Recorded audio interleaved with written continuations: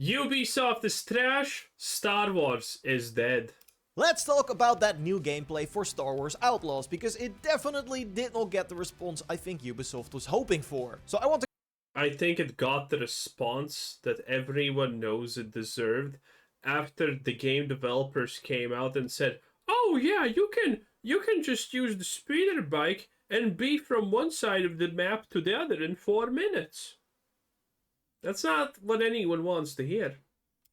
to go over why, how big the potential problems are, and I also have a lot of exclusive info from an interview we did at Summer Game Fest. So let's start with what this new IGN gameplay is all about, as it shows an expert mission, which I think are a really great concept in Outlaws. In case you don't know, the game doesn't have a traditional skill tree, but instead you can chase down leads to find criminal experts. Once you've found one, you can go on quests for them, and in return they will learn you new skills or grant you new equipment. In this specific case, we are working with a Jawa crew boss on Tatooine, who has promised to install a turret on our ship if we retrieve a Sarlacc tooth for him. Luckily for Kay, there's a dead Sarlacc somewhere close by that we can go and pluck the tooth from, so she hops on her speeder bike and heads into the desert. Now, in case it wasn't clear from the intro, the reason why I wanted to talk about the gameplay is By the way, this looks so exciting.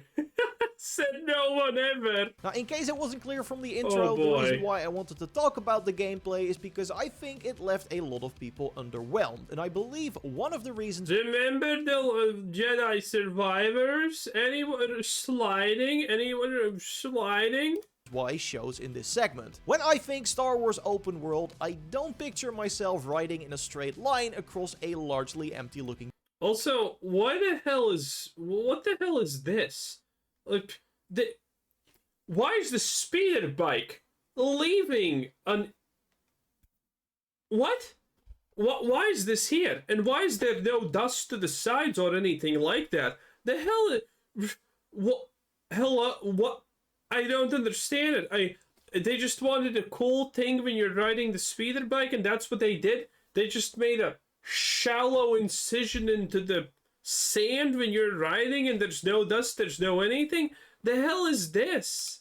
Desert. Sure, I get that Tatooine is very nostalgic, but I'd argue it's not the most interesting looking location in the Star Wars universe. It's also one of the bigger planets you'll be visiting. Bro, imagine having a speeder bike or a bike in general and not having dust particles when you're traveling through a place that has sand or dusty stuff around it. If this doesn't tell you everything you need to know about the quality of this game in just a couple of seconds, how's the pre-order looking? Are you enjoying it, you slop-eating loser? I hope you are! Visiting in Outlaws, and with an open world, that naturally leads to more empty spaces on the map as well. Meanwhile, earlier trailers show bustling cities, sprawling steppes, jungles, so again, I'd like to know why pick Tatooine? See, look at that. Look at the water. That was supposed to happen in sand also. Well, not exactly this, but you get the point. But it doesn't. Oh, why pick Tatooine? Even the final bit of gameplay in space looks rather empty, while we know there are some cool looking locations and encounters that we've seen in earlier footage. So I think there are much more interesting locations in the game, it's just unfortunate that they did not pick those for this new showcase. I do want to go back a bit to K-Speeder though, because I think it looks like a lot of fun to control. It moves pretty quick, and we know from massive studio tour footage that you can also do quick drifts and make some pretty massive jumps. And I think this footage kind of proves my earlier point, because looking at this makes me much more excited to explore the open world than, well, sand. I don't like sand. Oh, look at that. You have sand kicking up by the scooter in the animation, but they didn't put it in the game. Anyway, another cool thing we learned. Hey, listen, okay? I understand some of you are stupid enough to say, well, that's just nitpicking. How good you do the small things is how good you do everything else. If you can't even spend 5 seconds putting dust or some kind of an effect after going through a desert on a speeder, I absolutely have no faith in you to make anything good that's bigger than that. Because you're already failing at the smallest, easiest parts. learned from an interview IGN did with the devs is that you can actually park the speeder on your ship, the Trailblazer. So if you need to make a rapid escape off a planet, you can pretty seamlessly transition from your bike to your ship. Let's get back to the new gameplay as Kay makes it to the Sarlacc and jumps right in. The concept of this is really cool as you're crawling through the insides of this big creature looking for a specific material, but it ends up looking and feeling mostly like a regular cave, and the fact that Kay's flashlight gives everything this blue hue doesn't really Wait, so this is inside a Snorlax and there's like a laid out path with tiles almost for her to travel? That's great, that's great. really help it stand out either. The gameplay doesn't do much to change things up here as you're mostly sliding down slopes, leaping across gaps with your grappling hook, but there's little to no interaction with your Also, all of these animations look rigid and bad. That's what I expect from Ubisoft, honestly. environment or a puzzle or something to change up the pace. And I feel like a bit of a broken record here, but we've already seen more interesting stuff. Infiltrating Imperial bases and using Wait, I'm sorry, what? Wait. Infiltrating Imperial Let's look at that again. I thought that this is gonna be some kind of cut in the video to an older Star Wars game, but it's not? You're telling me this is 2000 current year graphics? And quality? seen What the? Kill me. more interesting stuff. Infiltrating Imperial bases and using lockpicks and hacking to disable the alarm systems, or the added tension of sneaking into a pike base because getting spotted lowers your reputation. And then the only obstacle we do meet here are some rocks that require the charge shot module from the blaster to blow up, but other than that the quest doesn't seem like much more than a fetch quest up to this point. But yeah, we of course have to talk about that one moment. If you already watched the gameplay, you'll likely know what I mean. And by the way, don't forget to leave a like if you enjoyed the video so far. Hell yeah, beat that man up like the sad creature he is, woman power. And subscribe to not miss our next Outlaws video. Okay, so here's what happens after Kay makes it out of the Sarlacc pit.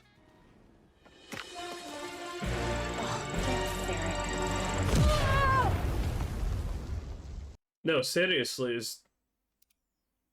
are you kidding me? Is this really modern day graphics, or is this 15 years ago?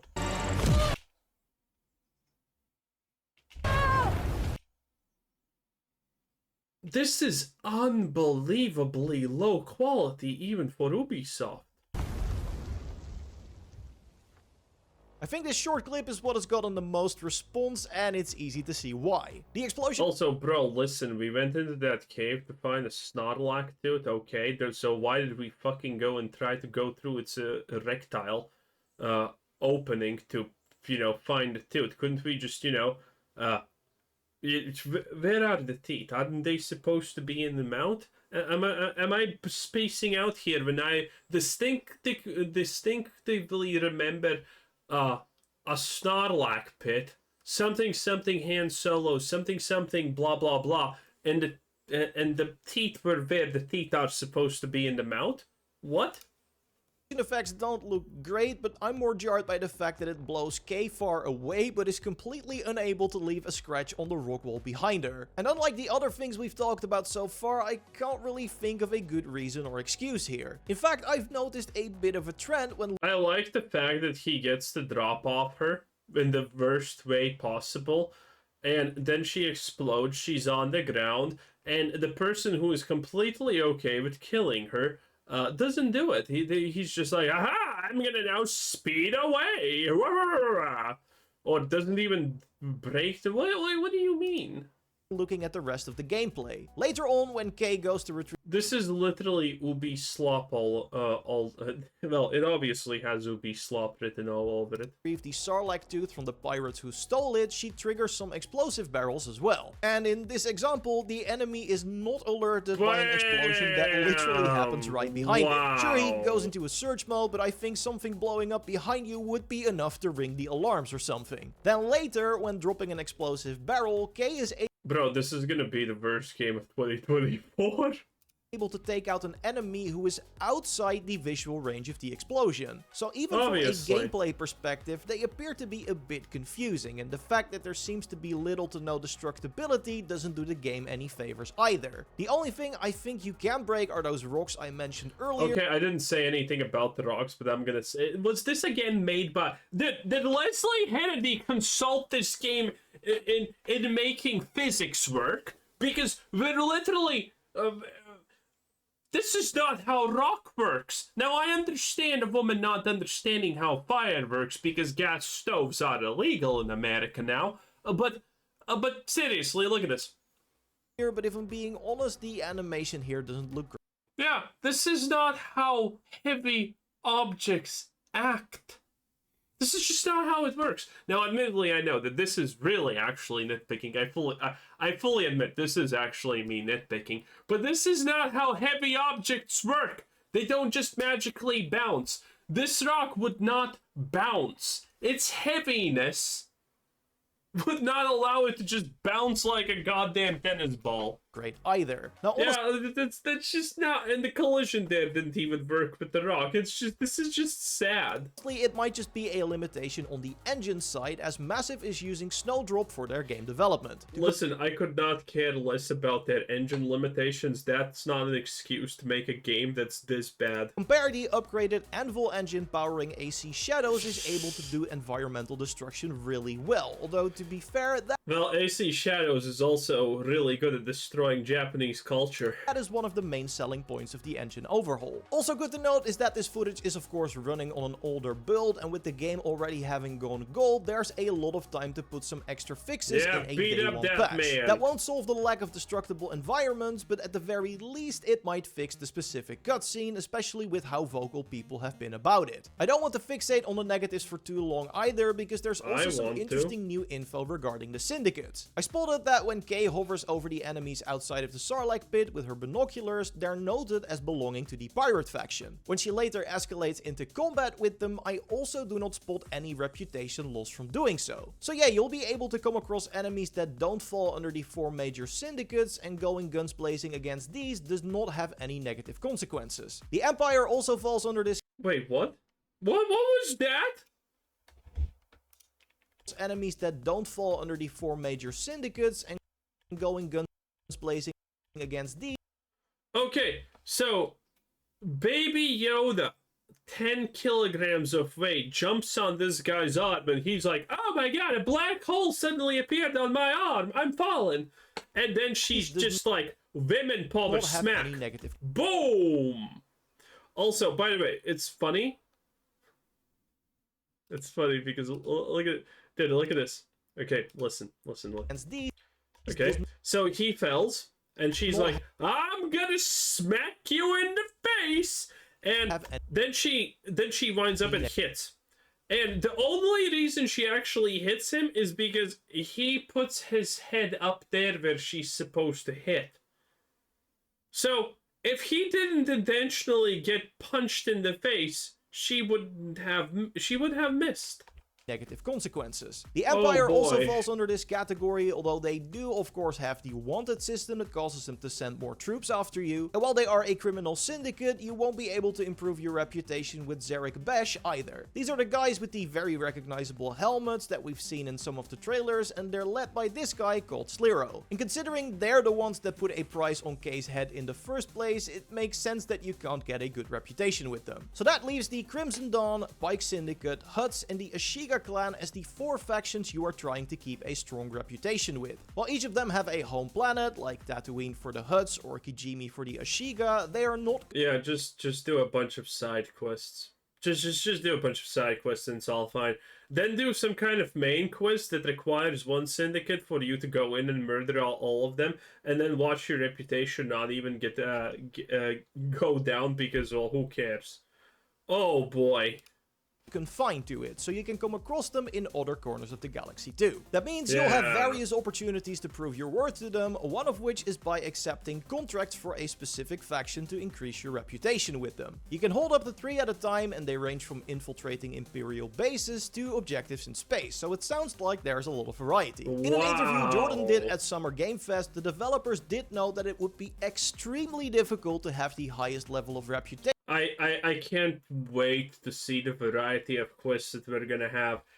Infiltrate the Imperial base and assassinate this guy. Infiltrate the Imperial base and collect this data. Infiltrate the Imperial base and, I don't know, talk to this dude. It's gonna be great. I can't wait. There's gonna be so much variety. It's gonna be insane.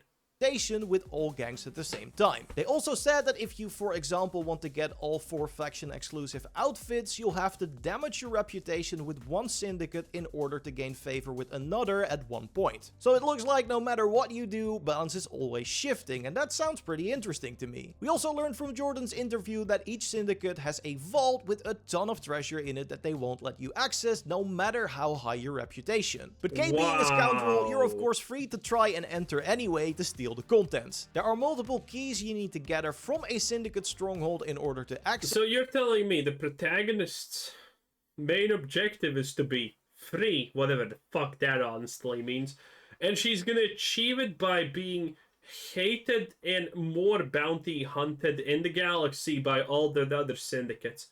That's great. That's just great storytelling right there. 10 out of 10. Man, the Acolyte would be proud.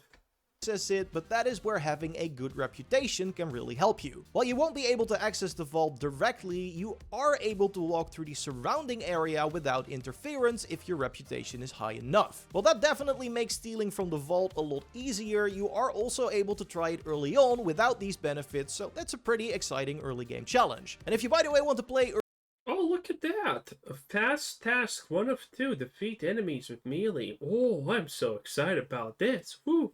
early, totally check our giveaway for the Ultimate Edition in the pinned comment. You have to be a subscriber and leave a like on the video if you want to enter. But yeah, I'm also pretty happy with the new snippets of combat that we saw, like for example the pretty... Are you serious? What's there to be happy about?